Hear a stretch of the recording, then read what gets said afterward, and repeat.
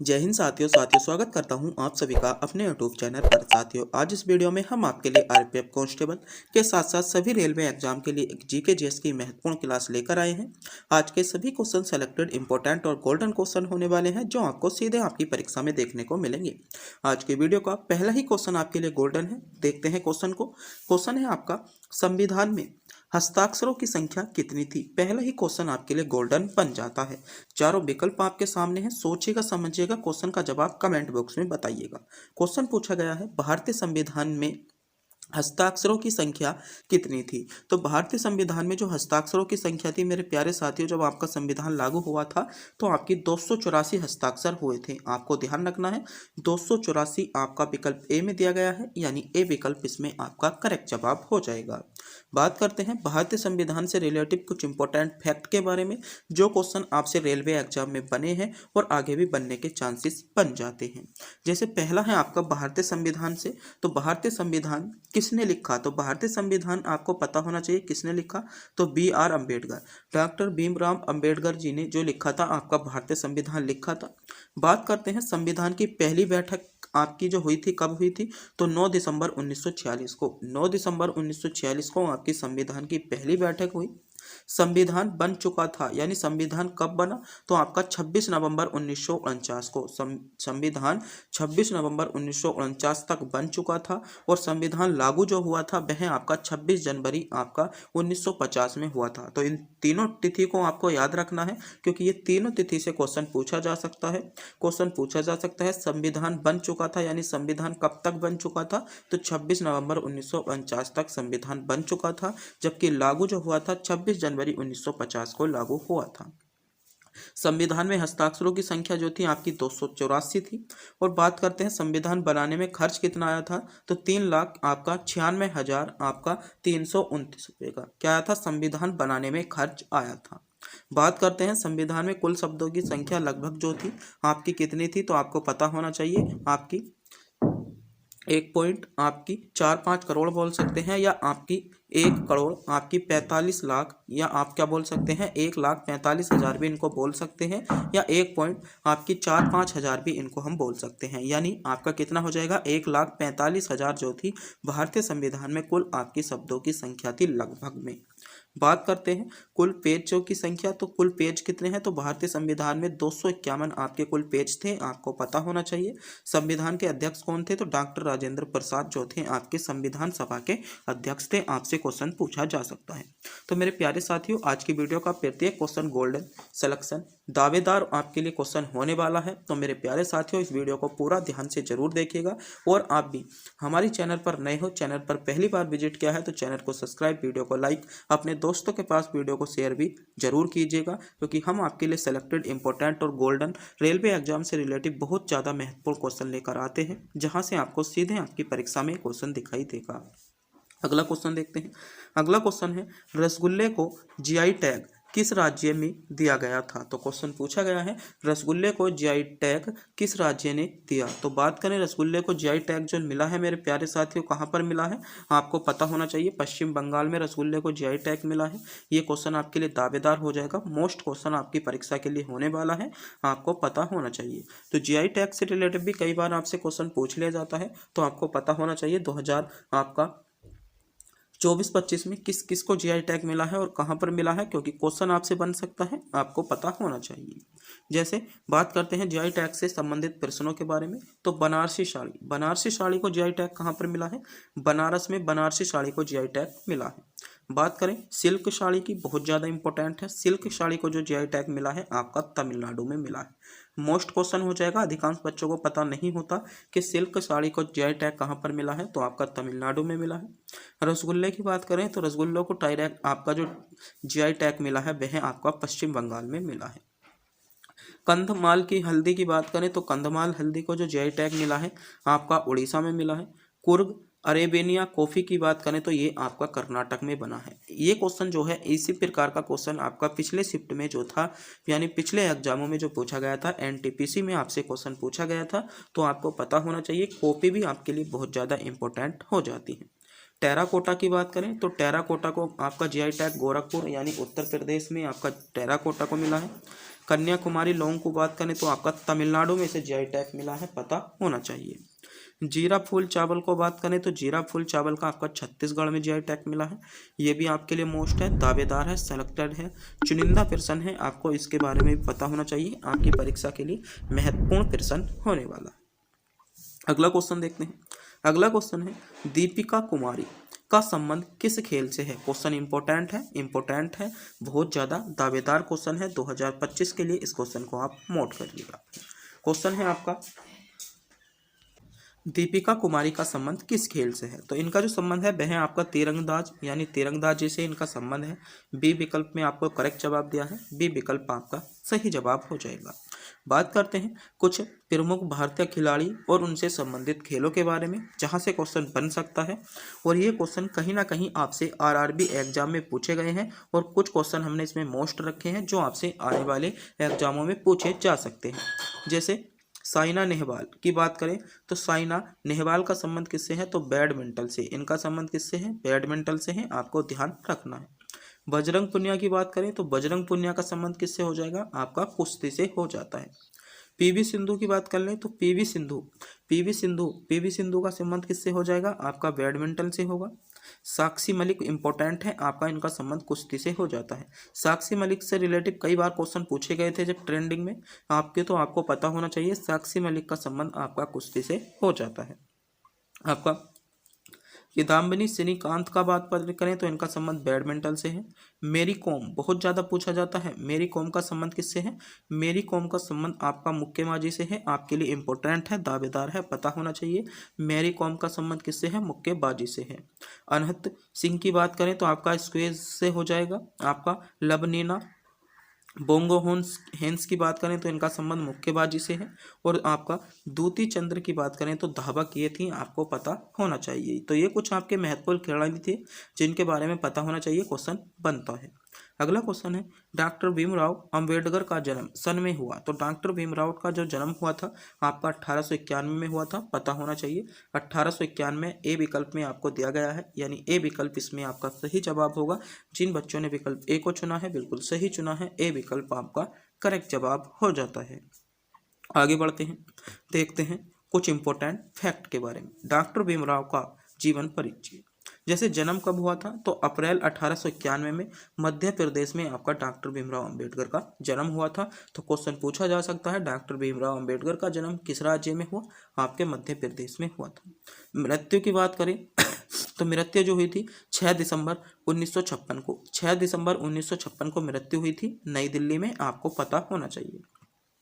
माता की बात कर लें, माता कौन थी, तो भीमाबाई जो थी आपकी माँ, इनकी माता थी। अगला है आपका पिता, तो पिता कौन थे, रामजी आपका मालोजी सकपाल, रामजी मालोजी सकपाल जो थे आपके डॉक्टर भीमराव अंबेडकर के क्या थे, पिता थे, आपको ध्यान रखना है। उपनाम की बात करें तो बाबा साहेब अंबेडकर इनका उपनाम है। शिक्षा की बात करें तो शिक्षा जो की थी इन्होंने कोलंबिया यूनिवर्सिटी से की थी। कुल डिग्री जो थी इनके पास 32 डिग्रियां थी। जनक माने जाते हैं तो भारतीय संविधान के जनक माने जाते हैं। तो ये कुछ आपके इंपॉर्टेंट फैक्ट थे जहाँ से क्वेश्चन आपसे बनता है, आपको पता होना चाहिए। यहाँ से कई बार क्वेश्चन आपको देखने को मिल जाता है, तो आपको पता होना चाहिए। ये टॉपिक आपकी परीक्षा के लिए गोल्डन हो जाता है।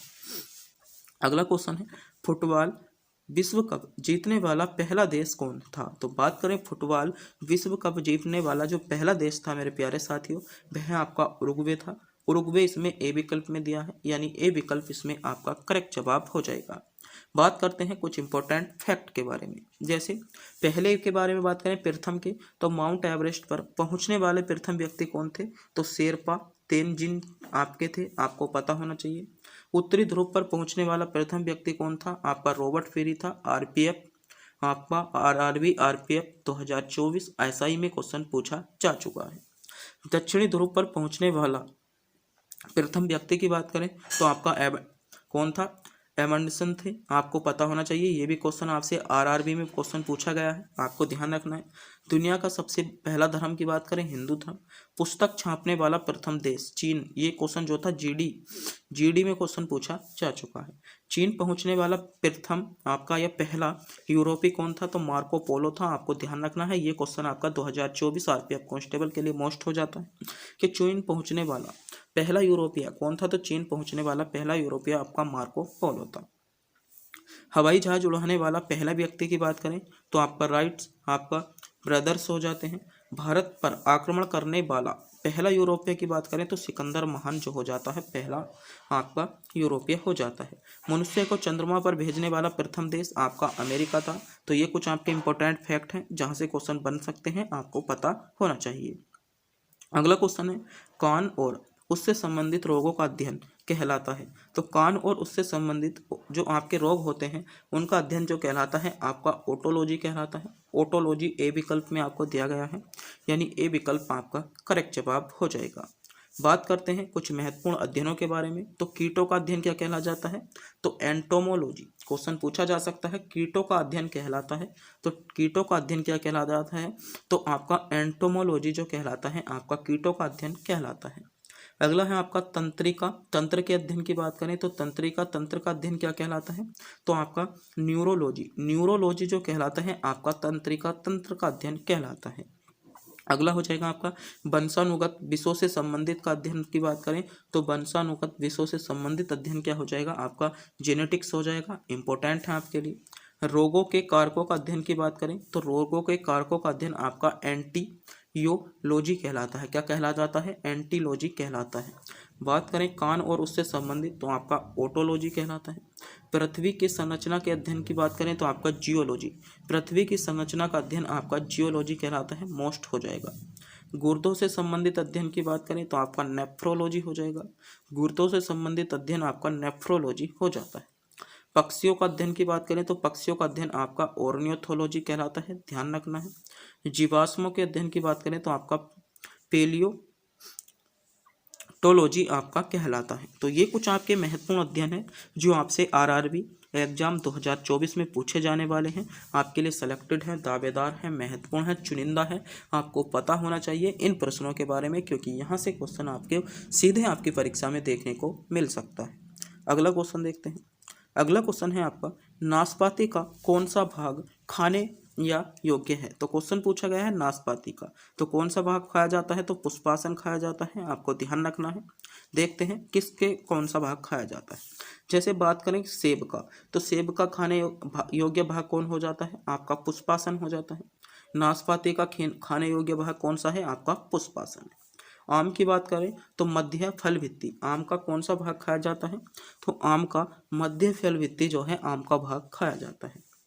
अमरूद की बात करें तो फल भित्ति और आपका बीजाडासन, कौन सा? बीजाडासन, दोनों ही खाए जाते हैं, यानी फल के फल भित्ति भी खाई जाती है अमरूद की और बीज भी खाए जाते हैं। अगला है आपका अंगूर, अंगूर की भी दोनों खाए जाते हैं, फल भित्ति और बीज भी खाए जाते हैं। पपीते की बात करें तो पपीते का मध्य भित्ति फल, आपका मध्य फल भित्ति जो है पपीते की खाई जाती है। यहीं पर नारियल की बात कर लें तो नारियल के भ्रूण पोष आपके खाए जाते हैं। टमाटर की बात करें तो टमाटर की फल भित्ति एवं आपका बीज खाए जाते हैं। केले में मध्य भित्ति एवं अंत्य भित्ति दोनों खाई जाती हैं, तो आपको ध्यान रखना है। तो यहाँ से भी कई बार क्वेश्चन पूछ लिया जाता है, आपको पता होना चाहिए। अगला क्वेश्चन है इलाहाबाद, जिसे वर्तमान में प्रयागराज के नाम से जाना जाता है, संस्थापक कौन है? यानी इलाहाबाद के संस्थापक आपसे पूछा गया है, या इलाहाबाद के संस्थापक कौन है जिसे वर्तमान में प्रयागराज के नाम से जाना जाता है? तो इलाहाबाद के संस्थापक जो थे आपके अकबर थे, आपको ध्यान रखना है। अकबर डी विकल्प के साथ आपका करेक्ट जवाब हो जाएगा। बात करते हैं प्रमुख शहरों और उनके संस्थापकों के बारे में, जहां से क्वेश्चन बन सकता है, आपको पता होना चाहिए। पहला है आपका आगरा, तो आगरा के संस्थापक कौन थे? सिकंदर लोधी। क्वेश्चन पूछा जा सकता है आगरा के संस्थापक कौन थे? तो सिकंदर लोधी जो थे आपके आगरा के संस्थापक थे। अहमदाबाद की बात कर लें तो अहमदाबाद के संस्थापक कौन थे? अहमद शाह प्रथम जो थे, अहमद शाह प्रथम अहमदाबाद के संस्थापक थे। यहीं पर अजमेर की बात करें तो अजमेर के संस्थापक कौन थे? अजय राज आपके राजद्वितीय जो थे अजमेर के संस्थापक थे। अंबाला की बात करें तो आपका अंबा राजपूत राजा जो थे अंबाला के संस्थापक थे। अमृतसर के गुरु रामदास थे। दौलताबाद की बात करें तो मोहम्मद बिन तुगलक ने आपका दौलताबाद बसाया था। क्वेश्चन बहुत ज़्यादा पूछा जाता है कि दौलताबाद के संस्थापक मोहम्मद बिन तुगलक थे। चंडीगढ़ के कौन थे? तो ये आपका करबुयस जो थे आपके थे। बेंगलोर के कौन थे? तो केम्पेगौड़ा प्रथम थे। भुवनेश्वर के ओटो आपका कोनिंगिस आपका वर्ग थे। तो आपको ध्यान रखना है, ये भी कुछ आपके महत्वपूर्ण संस्थापक हैं जहाँ से बन सकता है क्वेश्चन। अगला क्वेश्चन है, इंडियन एसोसिएशन की स्थापना किसने की थी? तो आपकी सुरेंद्र नाथ बनर्जी ने की थी, सभी बच्चों को पता होगा। बी विकल्प आपका करेक्ट जवाब हो जाएगा। बात करते हैं कुछ महत्वपूर्ण आपके आंदोलनों के बारे में। जैसे आपका पहला है आपका ओरुविले। कौन सा? ओरुविले आश्रम की स्थापना। तो ओरुविले आश्रम की स्थापना किसने की? आपकी अरविंद घोष ने की। ये भी क्वेश्चन आपके लिए इंपॉर्टेंट है। रूस क्रांति के जनक की बात करें तो रूसी क्रांति का जनक कौन है? लेनिन आपका रूसी क्रांति का जनक है। जामा मस्जिद के निर्माण की बात करें तो जामा मस्जिद का निर्माण जो किया आपका शाहजहां ने जामा मस्जिद का निर्माण किया था। विश्व भारती की स्थापना करें तो विश्व भारती की स्थापना जो की थी आपकी रविंद्रनाथ टैगोर ने की थी, आपको पता होना चाहिए। दास प्रथा का उन्मूलन, दास प्रथा के उन्मूलन की बात करें तो अब्राहम लिंकन ने जो किया था दास प्रथा का उन्मूलन किया था। चिपको आंदोलन की बात करें तो मेरे प्यारे साथियों, चिपको आंदोलन का जो आपका नेतृत्व किया था सुरेंद्र नाथ आपका बहुगुणा ने किया था, आपको पता होना चाहिए। बैंकों का राष्ट्रीयकरण किसने कराया था? इंदिरा गांधी ने कराया था। ऑल इंडिया आपका बी मिस्टेक आपका कॉन्फ्रेंस की स्थापना किसने की थी? तो अब ये क्वेश्चन इंपॉर्टेंट है। कॉन्फ्रेंस क्या आपका women's conference, all India women's conference की स्थापना श्रीमती कमला देवी ने किया था, बहुत ज़्यादा इंपॉर्टेंट है। भारत की कम्युनिस्ट पार्टी की स्थापना आपकी किसने की थी? ये भी आपके लिए गोल्डन हो जाएगा। तो आज के सभी क्वेश्चन सेलेक्टेड इंपॉर्टेंट गोल्डन थे।